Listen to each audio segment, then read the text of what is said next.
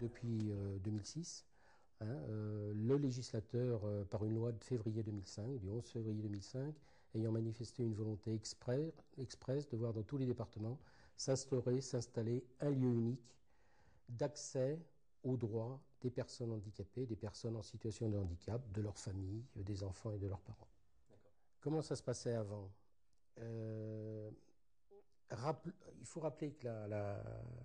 ce qu'a souhaité la loi du 11 février 2005, c'est de faire en sorte, par cet accès unique, alors toute la question sera de savoir si, dans quelques années, on fera le constat de la réussite ou de l'échec, mais par cet accès unique, de faire en sorte qu'on facilite les démarches des personnes handicapées et que dans ce lieu unique,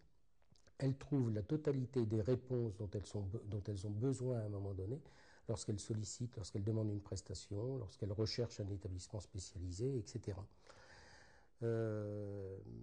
Donc avant, on avait affaire en fait à plusieurs instances différentes qui étaient amenées à prendre des décisions pour le compte des personnes handicapées. Donc pour les enfants handicapés, il y avait une instance qui s'appelait la CDES, la Commission départementale de l'éducation spéciale. Et pour les adultes handicapés, la COTOREP, la Commission technique d'orientation et de reclassement professionnel des personnes handicapées. Dans le département du Cantal, au milieu de l'année 2006, ces deux commissions ont été effectivement supprimées et y a été substituée une commission unique qui siège au sein de la MDPH, au sein de la Maison départementale des personnes handicapées, une commission unique qui statue sur l'ensemble des demandes des personnes handicapées. Donc il y a à travers cette organisation juridique différente la volonté de faire différemment de ce qu'on faisait auparavant, parce que les administratifs vont travailler aussi sous le regard des associations.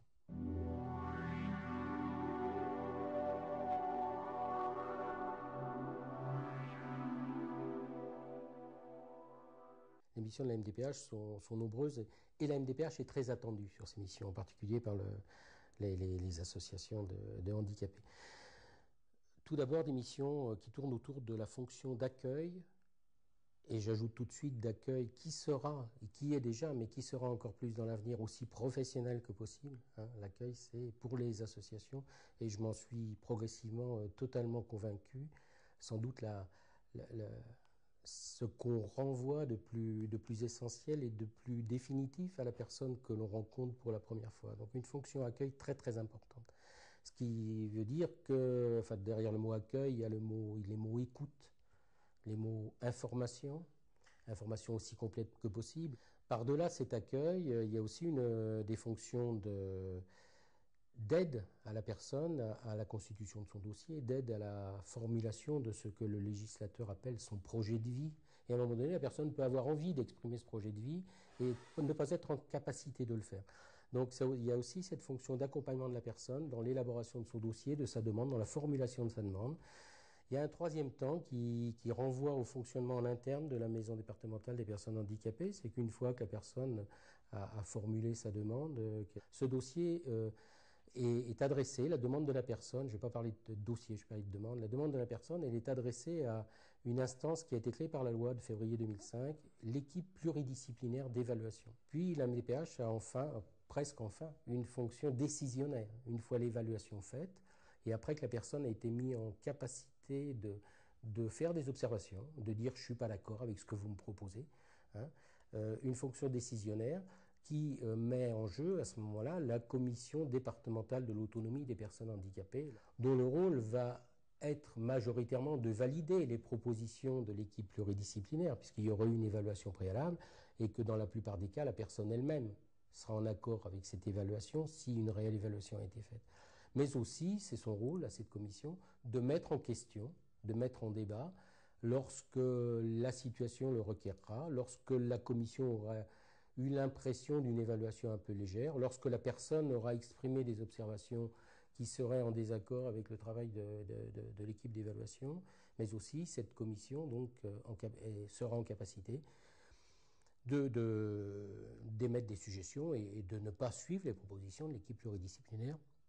même si concrètement, depuis un an et demi de fonctionnement de l'équipe pluridisciplinaire d'une part et de la commission des droits et de l'autonomie d'autre part, peu de dossiers ont fait l'objet même pas de contentieux, mais de réels débats, voire de recours et de contentieux. Et puis dernière mission de la MDPH, une mission de suivi de la mise en œuvre des décisions prises, puisqu'à tout moment, on peut être alerté sur la non-effectivité d'une décision qui aurait été prise et qui serait restée théorique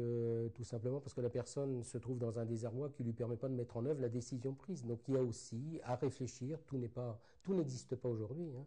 mais il existe déjà des services dans le département, dits des services d'accompagnement des personnes handicapées, de mobiliser ces services pour accompagner la personne dans la mise en œuvre du plan de compensation du handicap. Mon souhait, ma conviction, ma volonté pour cette maison départementale des personnes handicapées, c'est effectivement que cette maison soit un lieu ouvert aux personnes handicapées, ouvert à leurs familles, ouvert aux professionnels aussi du handicap, ouvert aux bénévoles. Et les associations y auront d'ailleurs toute leur place, hein, pourront y tenir permanence. Et puis plus globalement, un lieu ouvert aux citoyens, à la population. Rien ne sera interdit dans les questions qui pourront être posées aux professionnels de la maison du handicap.